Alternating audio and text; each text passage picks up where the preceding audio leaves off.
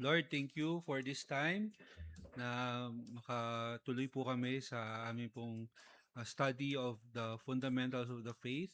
I pray, Lord, that this has been, if not equipping, but also refreshing us, Lord, of the truths that we hold on to as your people, that we see in scriptures.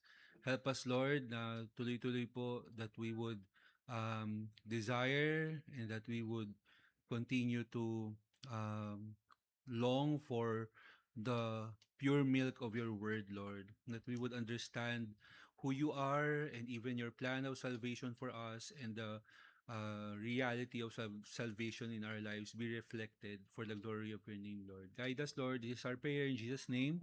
Amen. Okay. So we had a memory verse for this lesson, lesson 6. Meron bang gustong mag-volunteer na i-recite ang ating memory verse from Ephesians chapter 2 verse 8 to 10? Ephesians 2, 8 to 10. Have been saved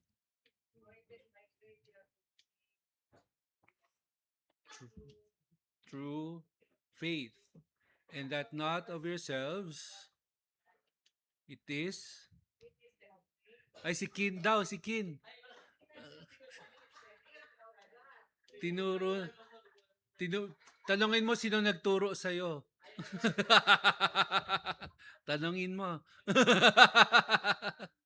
Ayan, no? So, for by grace you have been saved through faith, and that not of yourselves, it is the gift of God, not as a result of works, so that no one should boast.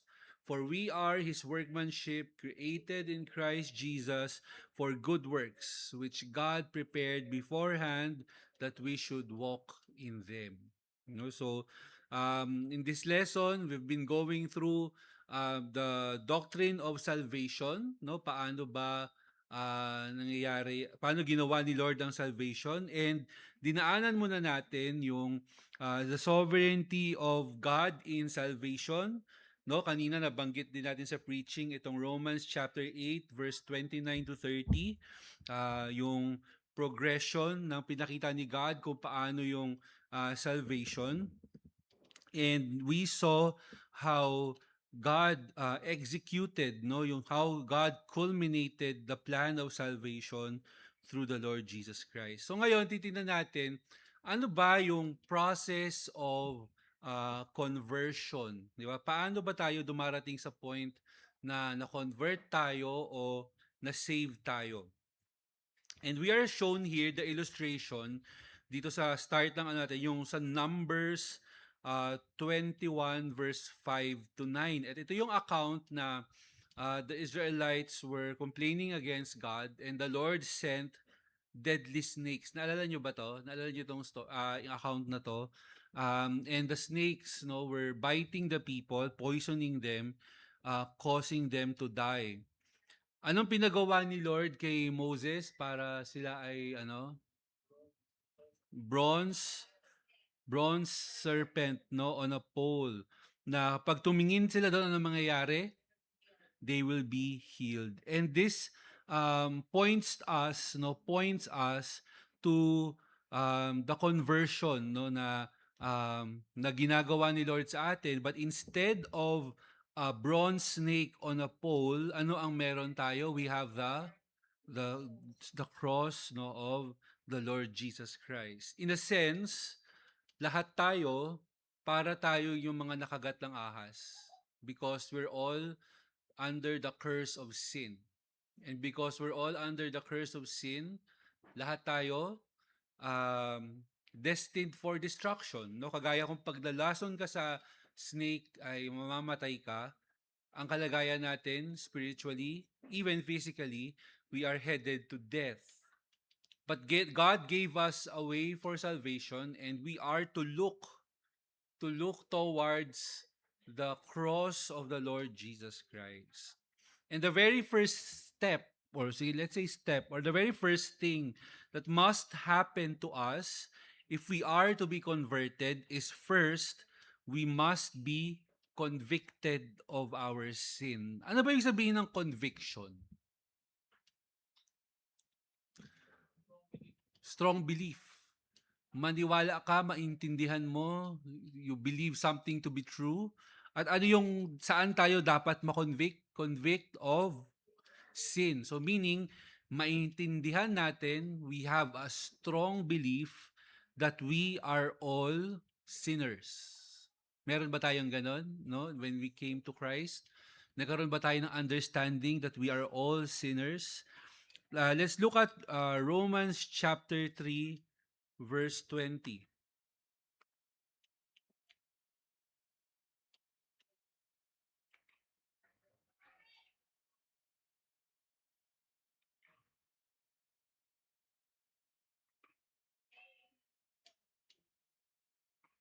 No, Romans 3:20 says, because by the works of the law, none of mankind will be justified in the sight of God.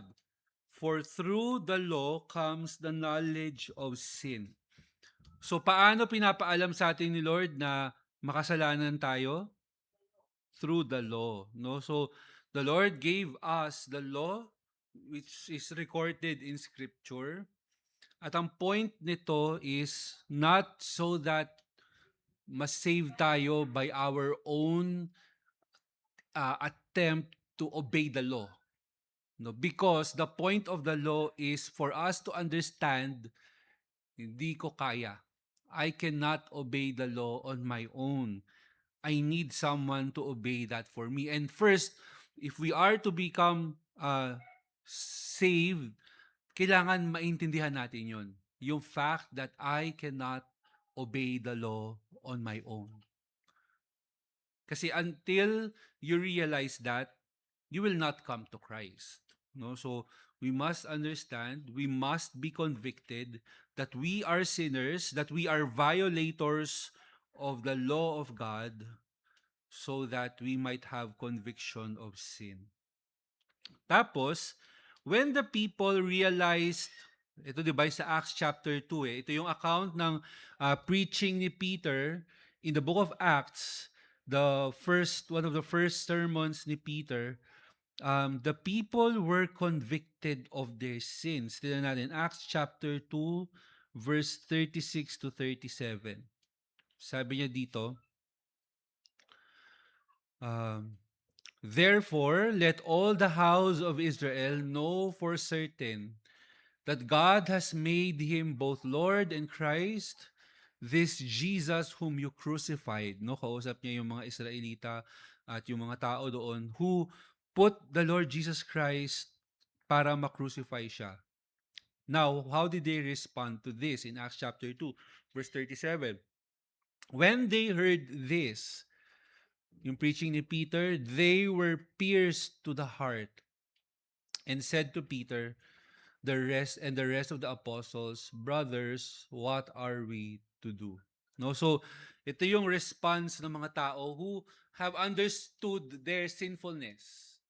No, hindi nila ni-respond na, o sige, we will obey the law na para maligtas kami. No, they really ask, una, nakita nila that it was them who really crucified the Lord Jesus Christ.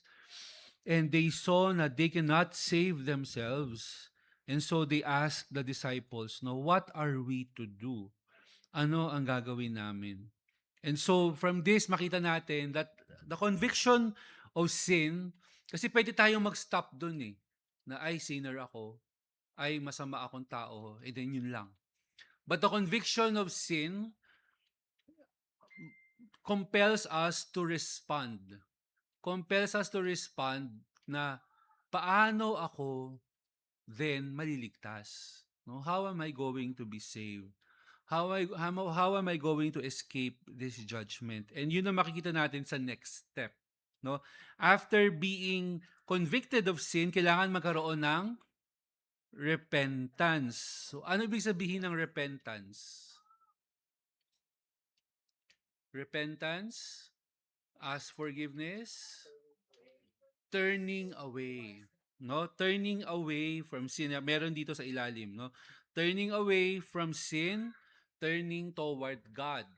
No, hindi siya turning away from sin 180 degrees Tapos ginawa mo 360 degrees, sumarap ka ulit sa sin. No? Hindi, no? So, you turn away from sin and you turn to God. And from now on, you walk towards God. No? So, that's repentance. Um, Hindi repentance ang regret. No, kagaya ng ginawa ni Judas, 'di ba? Who after betraying the Lord Jesus Christ, nagkaroon siya ng remorse, nagkaroon siya ng regret, but it did not lead him to come to Jesus. And so that is not true repentance. True repentance is not just the change of attitude. Let's say, okay, masama ako before, gagawa lang ako ng maayos, no?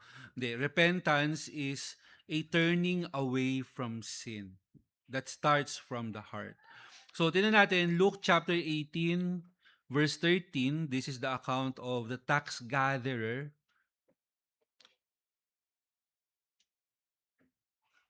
Luke 18:13.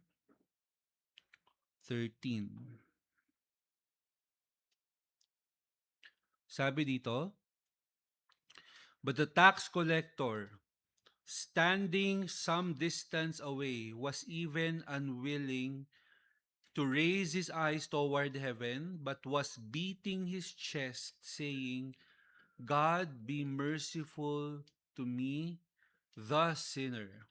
No? Yung paggamit niya ng article na the sinner dito is him expressing ako yung parang greatest sinner. Parang ganon. No? Yung pagka-understand niya. The sinner. Sobrang makasalanan. And did we come to that point, no, when we realize that we are all sinners, that the only thing that we can do is to beg for the mercy of God. No, Lord, grabe ang kasalanan ko. Um, Napakasama ko. And it doesn't have, we don't have to be like people na napunta sa jail.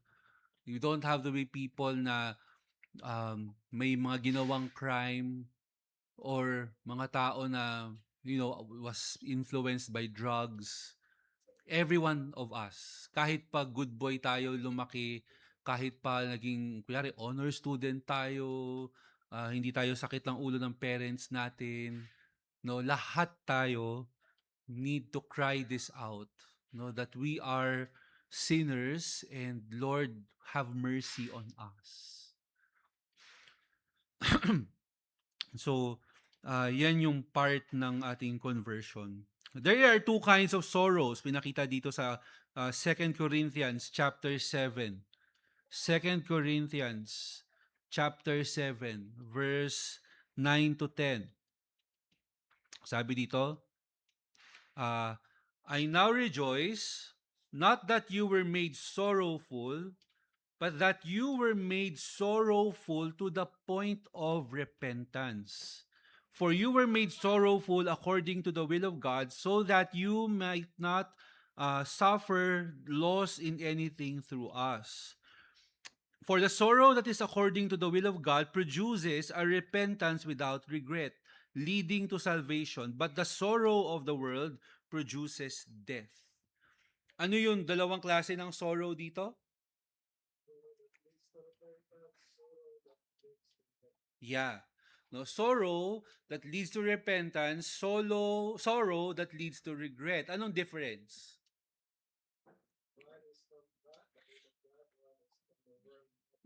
Yes, no, one is from God. Ano yung from God?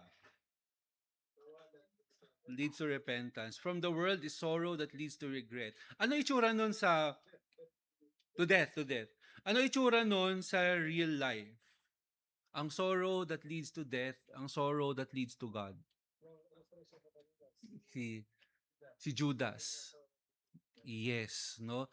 So, merong sorrow, pero the sorrow is born out of regret.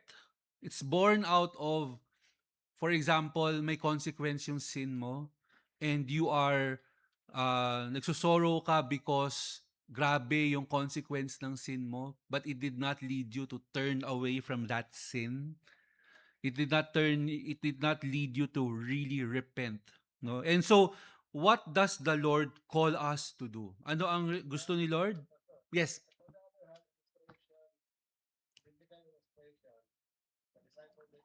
si Peter. Yes, no? Yes, no? So Peter, we know the sin of Peter na he denied the Lord Jesus Christ.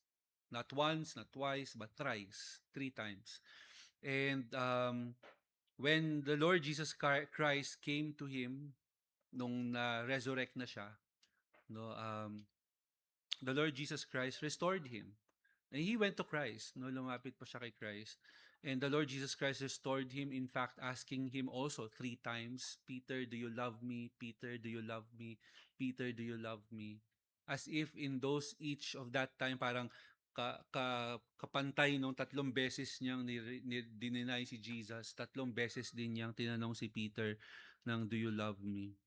No, so and then finally Peter understood no kung ano yung point ni Jesus sa pagtatanong na yun. And yeah, no, the Lord restored him. Nandun yung sorrow niya when he rejected Christ, 'di ba? Nung nag-crow yung ano, crow ba tawag doon? Nung tumilaok yung manok. No, so na-realize niya na totoo yung sinabi ni Jesus na you will deny me 3 times, and he was sorrowful. Pero nakakatuwa kasi the Lord gave him a chance to repent and to come back to the Lord Jesus Christ. No, so dumating na ba tayo sa point na 'yon that not only did we recognize, not only were we convicted na sinner talaga ako, dumating na ba tayo sa punto na gusto ko nang talikuran yung kasalanan ko, pagiging makasalanan, and I want to turn to God. And that leads us to the third, no, to the third point or to the third step, and that is turning to the Lord Jesus Christ. So, kagaya kung paano yung tao during the book of Numbers, when they have been bitten, they look to the serpent. Tayo, we are being called to look to the Lord Jesus Christ, and that means believing in the Lord Jesus Christ. In Romans 10:13, what is the promise given to those who will call upon the name of the Lord? So please open your Bibles there. Romans, ano pa? You will be saved. No, sabi, everyone who calls on the name of the Lord will be saved. No, everyone, pero kailangan may qualification. Sabi, everyone who calls on the name of the Lord. No, hindi siya everyone will be saved, but everyone, ang qualification, must call on the name of the Lord. Anong ibig sabihin ng calling on the name of the Lord? Yeah, begging for mercy. Eh, yeah, the one that we read just a while ago. Have mercy on me, O God, and be saved. Bakit, and anong importance na hindi lang sinabi dito na everyone who calls on the Lord, pero sinabi, everyone who calls on the name of the Lord. Yan. No? Believing in His name, because the name of Jesus reveals His character. Like His name Jesus, ano yung sabihin ng Jesus? Savior. Diba? Savior. God saves. No? From, actually in Hebrew, it would be Joshua. No? Yeshua. Yun yung equivalent niya. And that means that Yahweh saves. And do you believe in that? That Jesus is our Savior? Do you believe in the name of the Lord that He is the God who is sovereign? Believe, meron nag-trace ng hands? Yes, ano po yun? Yes, yes, yes, yes. Yeah, so how do we reconcile that? Yung context ng Matthew chapter 7 is meron dapat, and we will come to this later, if makikita mo yung number 3 natin, evidence of salvation. Ibig sabihin, yes, everyone who calls on the name of the Lord will be saved, but that calling must have a proof in the life na talagang si Jesus ang Lord mo. Now, when you say you call on Jesus as your Lord, that must be true even in your life. Kasi pwedeng magsabi ka na, Lord, Lord kita, pero hindi naman totoo sa buhay mo. Na sinabi lang sa mouth na si Jesus ang Lord ko, pero still living in sin, still not giving importance to the Word of God, still doing kung ano yung mga ginagawa rin niya dati, and that's not Jesus being truly Lord in their lives. So yun yung point. Yeah, sige pa. Yes, no, in short, profession lang siya. Sinasabi lang siya sa mouth. Ang ibig sabihin dito sa binasa natin sa Romans chapter 10, and consistent yan sa tinuturo din ni Paul all throughout the book of Romans, that our profession must be reflected sa life natin. So yun yung point doon sa doon sa sinabi sa Matthew chapter 7. Yun yung sinasabi ni Jesus na maraming nagsasabi na ako yung Lord nila, pero hindi naman totoo. Kasi hindi naman nila ako sinusunod. Hindi naman nila sinusunod yung kautusan ko. They're not obeying my law. People who truly call on the name of the Lord Jesus Christ will obey the Lord Jesus as their Lord. No? So, yun yung ibig sabihin nun. Alright? So, Romans chapter 10 verse 8 to 10, basahin natin. Romans chapter 10 verse 8 to 10 says, But what does it say? The word is near you, in your mouth and in your heart, that is the word of faith which we are preaching.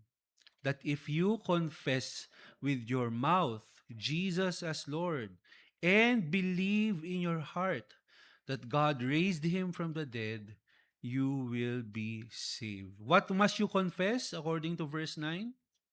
Jesus as Lord. What does confess mean? Yes, to acknowledge, to agree. You agree with all conviction that Jesus is Lord. And again, that must be reflected in your life. So you can say, I agree He is Lord, pero siya ba talaga yung nasusunod sa life mo? Is He really the one you're obeying? Is He really your master? Confession is not merely by mouth, but it must be reflected in our lives. Like when we confess and agree that the law of the land is good, for example, the law that we have in our country, we submit to it. 'Di ba? And if we do not submit to it, meron siyang karampatang parusa. Meron siyang equivalent na parusa kasi naniniwala ka pero ba't hindi mo sinunod? 'Di ba? So may karampatan siyang parusa. And in verse 9 as well, sabi dito, what must you believe in your heart? That God raised Jesus from the dead. No? Anong implication nun? Bakit yung resurrection ang binring up dito? Bakit hindi yung death ni Christ on the cross? Ba't hindi yung sinabi dito na yung kanyang perfect life, but yung raising him from the dead?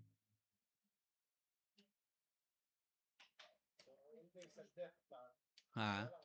Yeah. No?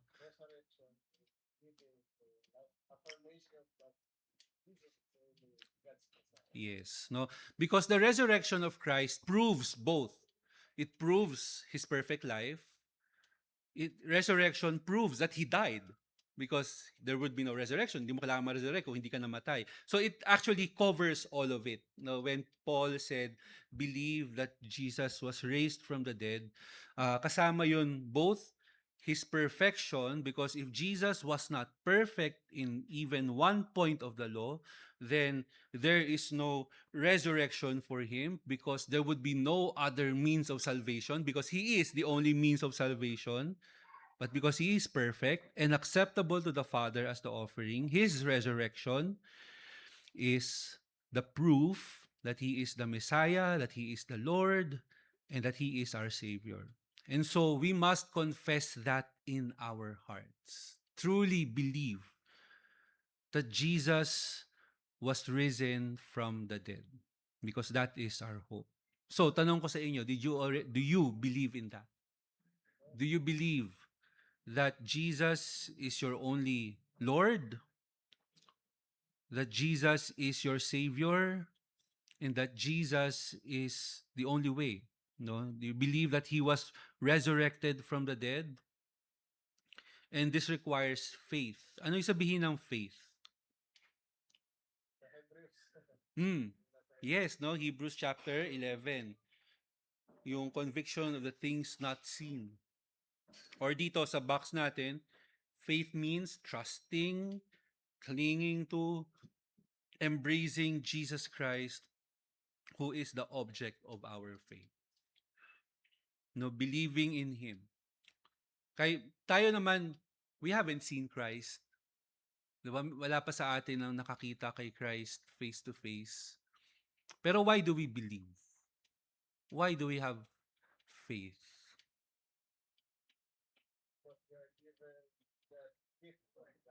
Yeah.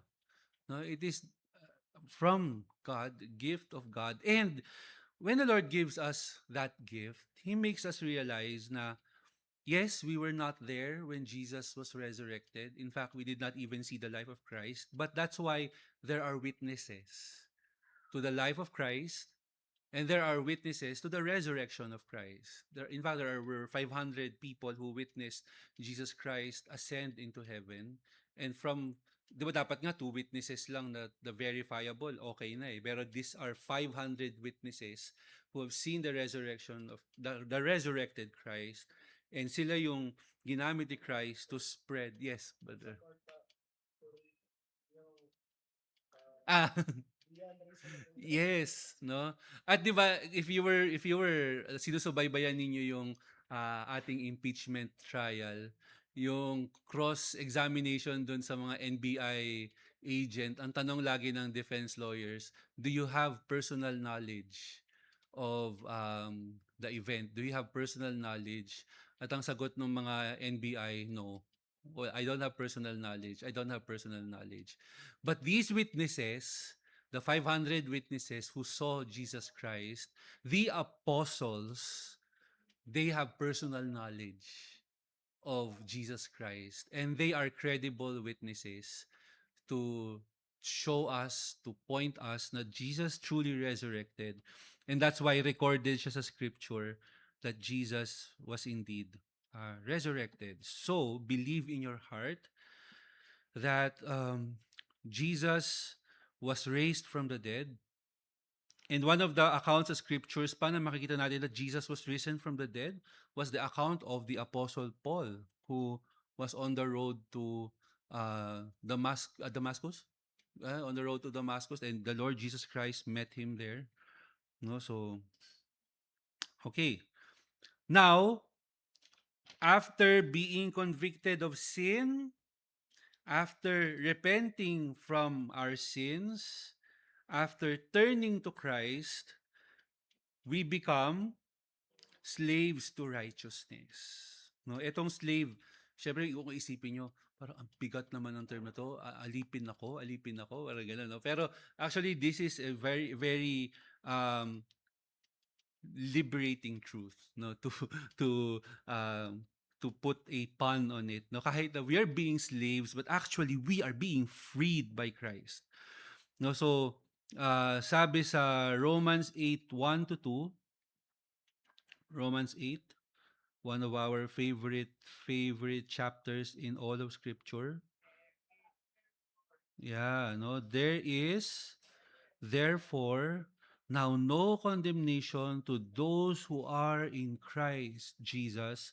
For the law of the Spirit of life in Christ Jesus has set you free from the law of sin and death. Di ba? Ito yung, yes, slaves to righteousness, pero this is in fact truly Jesus setting us free. No, so sabi dito, for the believer in Christ, what is the penalty for sin? 'Di ba? Death dapat.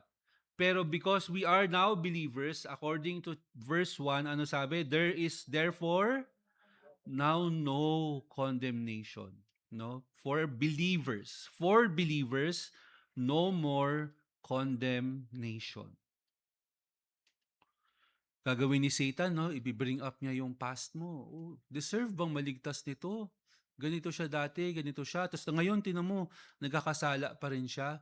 Pero anong sabi sa atin ng Romans 8? There is now no condemnation to those who are in Christ, because the salvation of Christ has paid for all our sins. What? Yes, no? Therefore, conclusion siya. And that is the most beautiful conclusion para sa life natin. Therefore, there is now no condemnation. And because there is now no condemnation, sabi dito, the law of the Spirit of Christ, or what is the believer free? From what is the believer free? Free from law of sin and death. Ano ibig sabihin nito? We're now free from the penalty of sin and death. We are no longer slaves to it. Hindi na tayo headed for destruction. No, hindi na tayo trap sa life na hindi natin kayang sundin si Lord, because we have been set free from the law of sin and death. Now, when in Romans 6:18, when freed from sin, when we are freed from sin, what does a believer become? Romans 6:18 says, we after being freed from sin, you became slaves to righteousness. Ano ang pinapakitang contrast sa atin dito? Sa life natin before, we are slaves to sin. Ibig sabihin, whatever sin commands us, we obey. That was our life before. We are parang taskmaster natin yung sin. Gawin mo yan, gawin mo yan, gawin mo yan, at tayo, no choice but to obey. But when the Lord Jesus Christ set us free from our slavery in sin, ano ibig sabihin? Kahit pa yung sin ngayon would command us, magkasala ka, magkasala ka, magkasala ka, you now have the freedom to say no to sin. You're no longer my master. So I don't have the obligation to obey you. And you don't have power over me para parusahan ako kapag hindi kita sinunod. Because now I am a slave to righteousness, a slave to Christ. Meaning, if we are truly slaves to righteousness, ang master natin, sino? Si Christ. And when Christ commands, what do? We obey. No? So hindi tayo mag-stop sa okay, I'm freed from the slavery to sin. You have to remember that we are slaves to righteousness.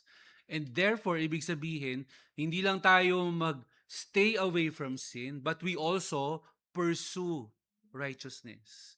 We also live in righteousness. We also do what the Lord commands us to do.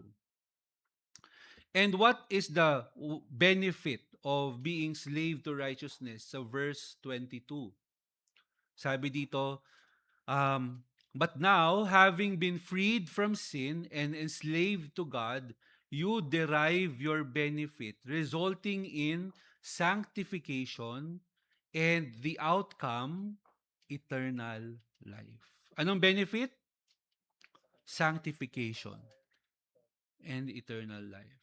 No? So, because yung kalagayan natin pagiging slaves in sin before, the sin will still try to win over us. And in the course of our walk as Christians, marireveal sa atin ni Lord, ano pa yung mga bagay na we still fall into, we're still tempted to, we still sin maybe in our minds or in our heart. But when that is revealed to us by the Lord, He is giving us the freedom to be able to overcome those sins, those weaknesses, those temptation. And when we overcome the temptation, that is part of the sanctification process.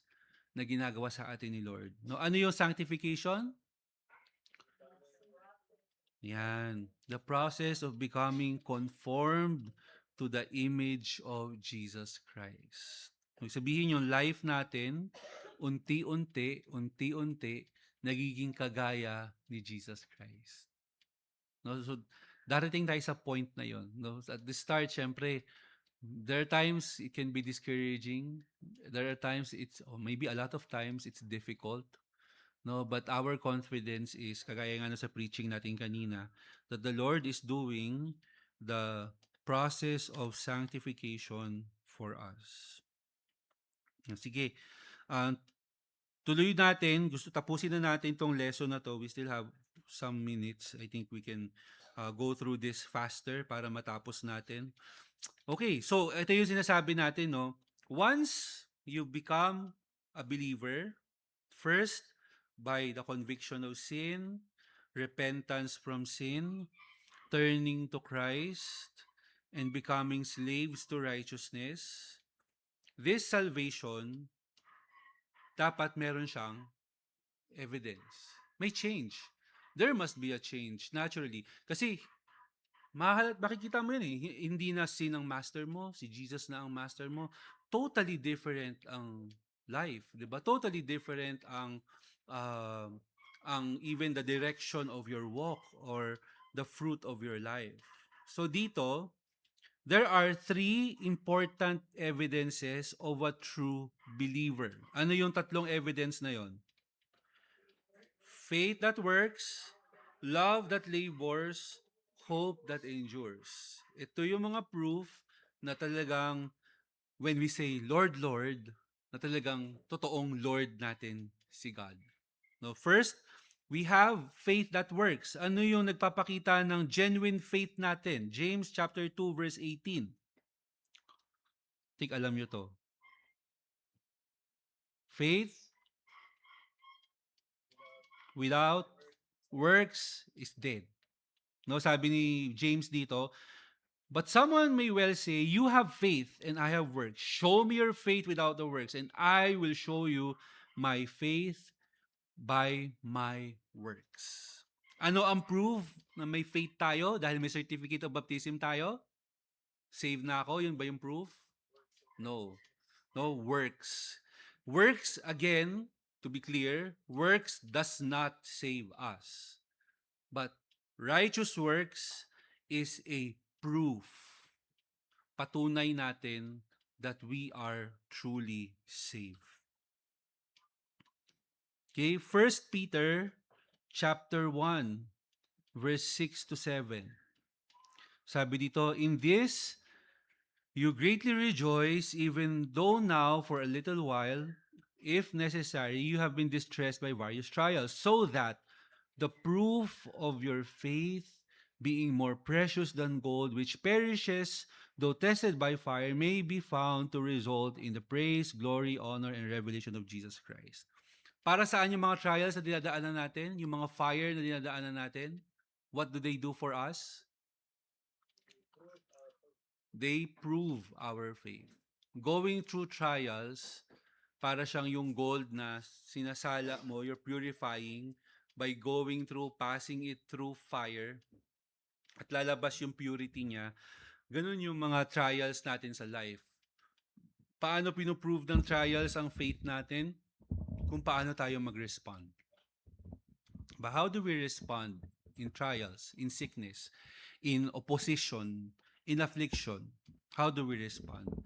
That response proves to us, number one, either, okay, I have already overcome this, believer ako. Number two, pwedeng for a time, we would succumb into complain, into anger, or maybe discouragement. But a true Christian, marirealize niya yan. Ipapakita ni Lord yun, and the Lord will bring that Christian into sanctification. Na okay, hindi na siya magko-complain. He will not sin even in anger, but will follow the Lord. Number two, yes. Yeah, no, maturity. Yeah, okay. What did God prepare for believers? Nasa memory verse natin to. For God, we are God's workmanship prepared for good works. No, so ang salvation natin must result into good works. No, hindi lang siya, okay, I'm saved na and then okay na ako, magtatago na ako sa cave, no, hanggang sa dumating si Jesus. No. No, it must result in good works. And then according to Hebrews 10:39, those with faith will, sabi dito, but we're not among those who shrink back to destruction, but those who have faith for the safekeeping of the soul. No, those who have true faith, no, will uh, go. They are kept. No, they are among those na kasama sa safekeeping of the soul.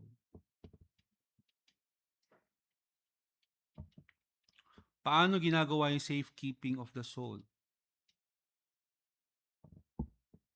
No, by continually obeying Christ. Dito sa previous verses makikita mo no um, na sabi niya, huwag niyong pabayaan yung gathering together, you encourage one another, live the new way of life, yung confidence that we have to enter into the temple. Lahat yon sinasabi niya because all of these things are the things given to us by God for the safekeeping of our souls. And if we are true believers, we would avail of these things that God has given us to safekeep our souls. And hindi tayo pupunta dun sa way that would only lead to destruction.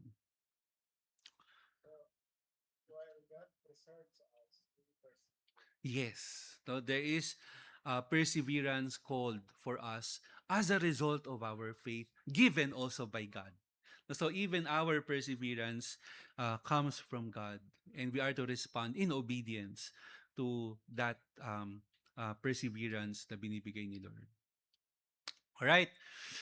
So after faith that works, we also have love that labors. No, love for God, and that love labors. It works. Sabi niya, besides faith, what else does God take note of in the believer? So let's go to Hebrews 6:10. Sabi dito, for God is not unjust so as to forget your work and the love which you have shown toward his name by having served and still serving the saints. No, yung love na to, paano pinakita dito? Serving the saints. And so that is a proof of our faith that we have love. So do we have love for each other? Do we have love for the saints so as to serve each other?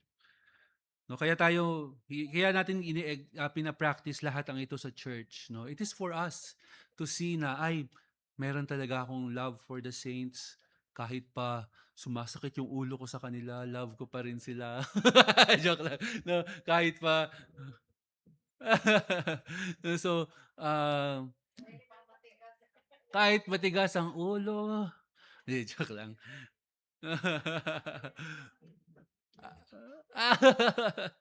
No, so, but that love, no, proves to us.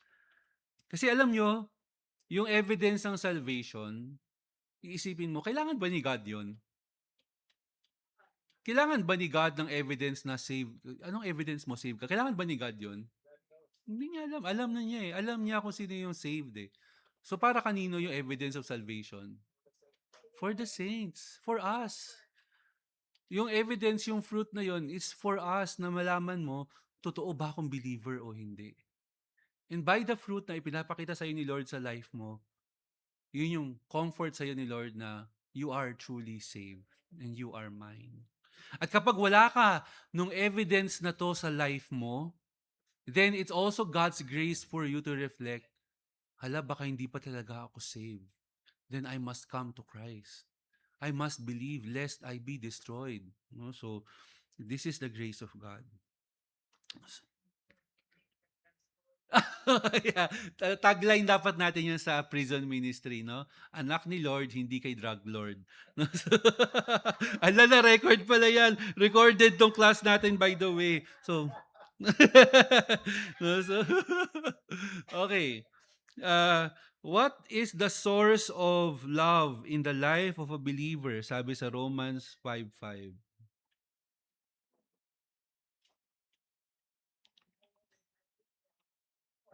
Yan, hope does not disappoint because the love of God has been poured out within our hearts through the Holy Spirit. So tanong natin, kaya ba natin mag-love? Yes, because of God's love, not because of our own, no, but because of the love as the Lord has given us. And you will be amazed sa klase ng love na kayang ibigay ni Lord sa atin. No, na even to people who hurt us, even to people who disappoint us, even to people na siguro hindi natin kasundo, but the Lord is able to give us love that overcomes selfishness, overcomes hate. No, that is the love that comes from God. 1 John 4:7 and 8. Oy, alam natin 'to, kinakanta pa 'to ng mga bata. Yes. Beloved, let us love one another. For love is of God, and everyone who loveth is born of God, and knoweth God. He who loveth not, knoweth not God, for God is love. Ah, love, beloved, let us love one another. 1 John 4:7 and 8. Ayan, nagkantahan na para magising. 1 John. So, yan na, ilang gusto niyo memory verse, eh, no? Madali lang. Kakantahin lang. So, pero 'di ba, alam niyo napakaganda talaga ng mga song na 'yan 'no. Biro mo hanggang ngayon, chilled Sunday school pa ako nung kinanta ko 'yang song na 'yan, pero maalala mo siya 'no, na na song, Love One Another. Love another yeah, love one another 'no. So, uh, that is the kind of love 'no, na ah,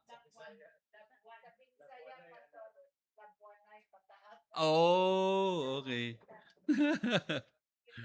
Higitan. No, yun, actually, yun yung pinapakita sa Philippians, no, na, Philippians ba yun? Na outdo one another in love. Romans din yata, I think, sa Romans. No, na you outdo one another in love. Mahal kita, mas mahal kita, mas mahal kita, mas mahal kita. Dapat ganun tayo sa church, no? Hindi away, ha? Love kita, love kita. How does a true believer show love? 1 John 3:18. Yan, no? Little children, let's not love with word or tongue, but in deed and in truth. We will know by this that we are of the truth and will set our hearts at ease before Him.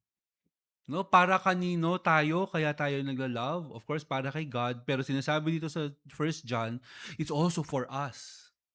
It puts us at ease before God because if we love our brethren, maintindihan natin na, ay, kay God talaga ako.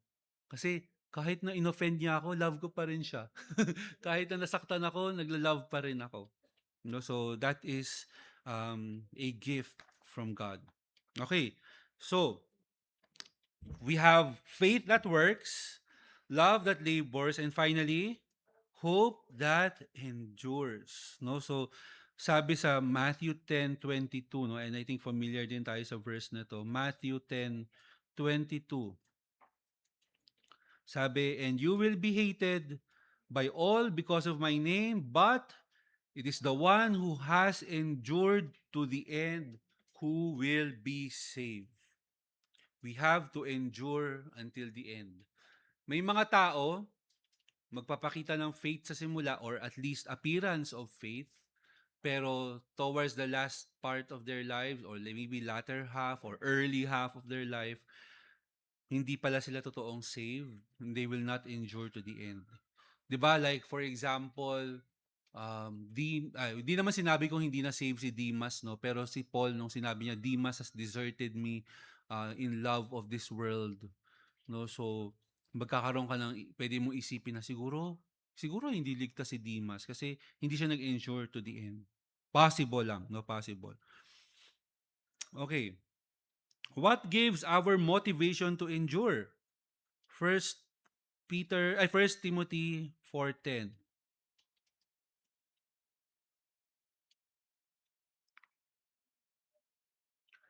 For it is for this we labor and strive, because we have set our hope on the living God, who is the Savior of all mankind, especially of all believers. Tama ba? First Peter, yan, no? So set our hope on the living God. No, si Lord ang ating motivation to endure.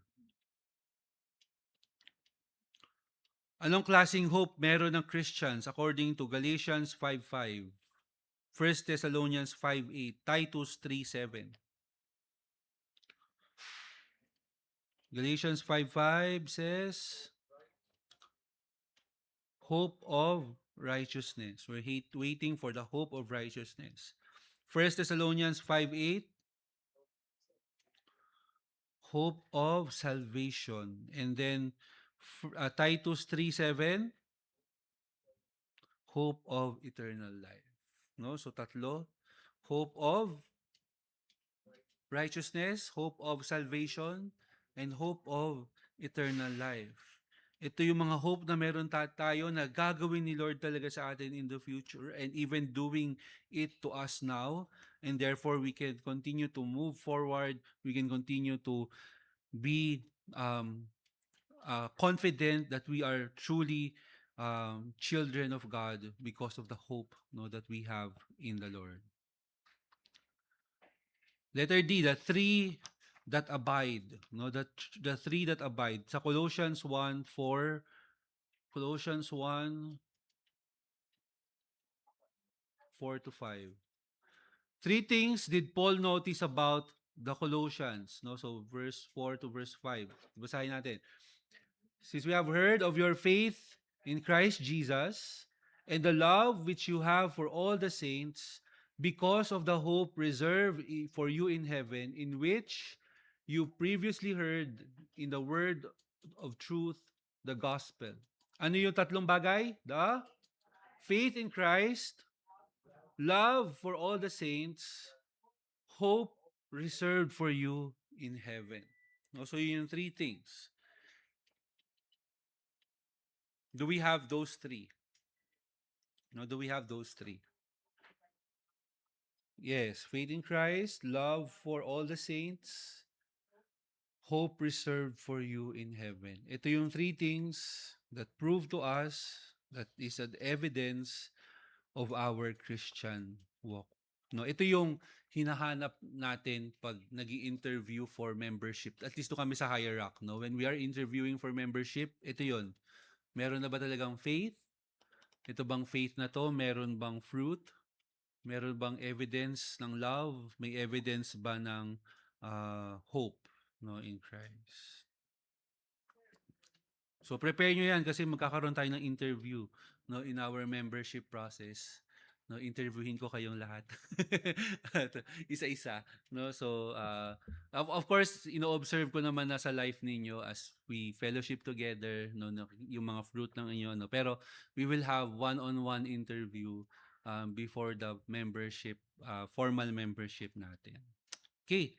So in application, sabi dito, God is sovereign in salvation.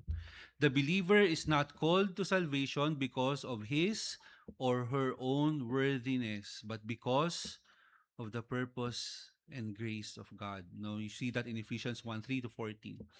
Realizing that God has chosen you for salvation, if you are saved, how should you respond? Romans 12:1-2, alam natin to. Present our bodies as living sacrifice and do not be conformed to the world. Yun yung dalawa. Yun ang response natin because God saved us. We are not to be conformed to the world, but we are to be yung change transformed by the renewing of our minds and offering our lives as a living sacrifice for the Lord. Is that what you're doing now in your life?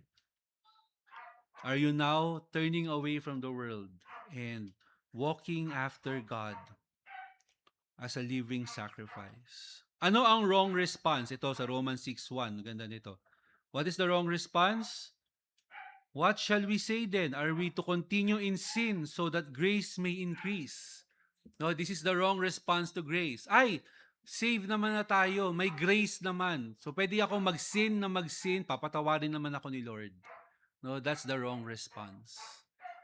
Those are the people na pag lumapit kay God at sinabi, di ba tinawag naman kitang Lord? Pero sa life mo, you constantly use the grace of God as license to sin, as to continue in sinning, you are not a true believer. Yeah, di ba sabi ni Lord, I do not know you. Bakit? You don't have a relationship with me in the first place. No, so sabi dito, the true believer, if you are a true believer, so reflect niyo sa life niyo ito. Did you have conviction of sin and did you turn away from it? Did you turn to Christ? No, and did you become slaves of righteousness? And if you are a true believer, ito ang proof. You have a faith that works, a love that labors, hope that endures. No, tingnan nyo sa life ninyo, do I have this? Do I have faith that works, love that labors, hope that endures? Those three qualities are present in every true believer and shape the direction of his or her life. Of course, we have different giftings. We have different ways by which God enables us to work, but all of these points to our salvation. In application, let's look at Psalm 116, verse 16 to 7.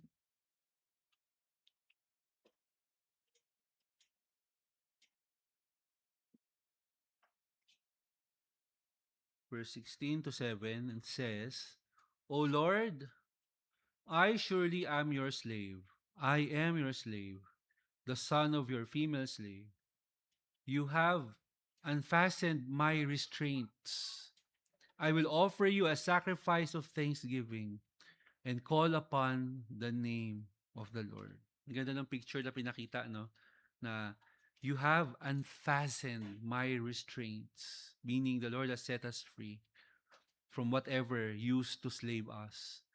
But now we are children of God and we are able to sacrifice thanksgiving and call upon the name of the Lord. So in your life, saan na kayo sinet free ni Lord? And what kind of sacrifice of thanksgiving can you offer to the Lord? No, ano ang mga nabago na sa life ninyo since the time you were saved? And where are you headed? No, ano ang direction ninyo? And praise God, no, for His work of salvation. And I pray na itong mga nakita nating truth dito comforts you if you are truly saved.